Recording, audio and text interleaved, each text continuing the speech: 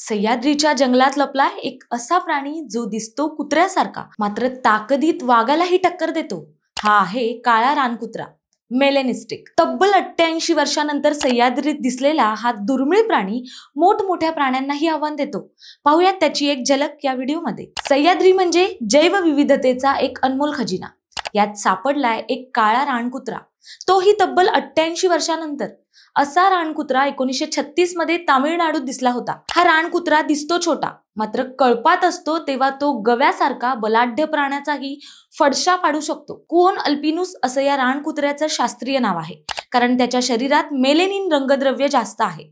हा रानकुत्रा रंगाने तांबूस लालसर असतो, कान टोकाकडे गोलाकार असतात, तर हनुवटी खालचा भाग हा पांढरट असतो, तसंच शेपटीच्या टोकाकडील बहुतांश भाग हा काळसर असतो।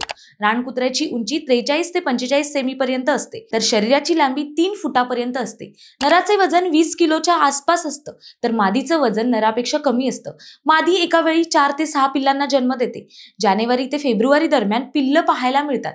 असा हा रानकुत्रा हरणांपासून गव्यापर्यंत सगळ्यांची शिकार करतो। सह्याद्री व्याघ्र प्रकल्पात काळा रानकुत्रा, काळा बिबट्या यांसारखे दुर्मिळ प्राणी सापडतात। त्यामुळे हा प्रकल्प फक्त वाघाचाच नाही, तर अशा अनमोल प्राण्यांसाठीही आश्रयस्थान आहे।